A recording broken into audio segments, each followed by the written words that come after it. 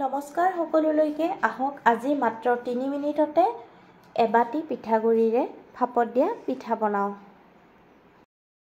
এটা পাটিত পিঠাগুড়ি এবাটি ল'ব আৰু তাত মিক্সিত গুড়ি কৰি লোৱা নাৰিকলৰ গুড়ি দি দিব আৰু সোৱাদমতে নিমখ আৰু চেনি দিব। চেনি পৰিমাণটো আপোনালোকে মিঠা বেছিকৈ খালে বেছিকৈ ল'ব পাৰিব আৰু তাৰ পিছত ভালকৈ সানি ল'ব লাগিব।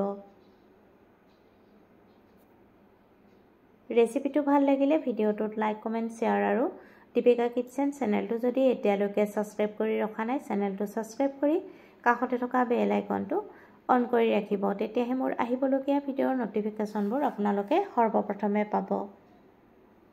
এতিয়া এটা পুট্টু মেকাৰ ল'ব আৰু পুট্টু মেকাৰটোত তেল সানি ল'ব আৰু ফুটা-ফুটি থকা ঢাকনিখন দি দিব আৰু বনাই লোৱা চাউলৰ মিশ্ৰণখিনি দি দিব লাগিব। হাতেৰে বেছি প্ৰেছ কৰি নিদিব, খুব সাৱধানে চাউলৰ মিশ্ৰণখিনি দি দিব।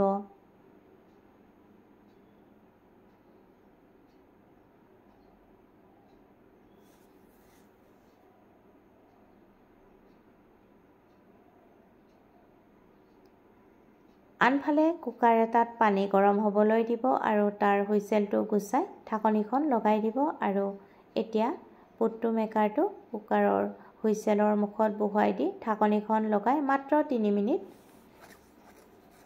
লাগিব পিঠাটো হ'বৰ কাৰণে আৰু 3 মিনিট পিছত পিঠা ৰেডি হৈ যাব।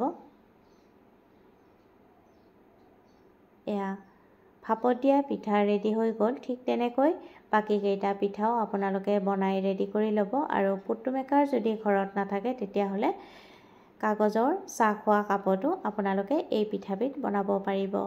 ৰেচিপিটো ভাল লাগিলে ভিডিঅ'টোত লাইক কমেন্ট শ্বেয়াৰ আৰু চেনেলটো সাবস্ক্ৰাইব কৰি ৰাখিব। পুনৰ উপস্থিত হ'ম এটি নতুন ৰেচিপিৰ সৈতে। আজিলৈ আহিলোঁ, ধন্যবাদ।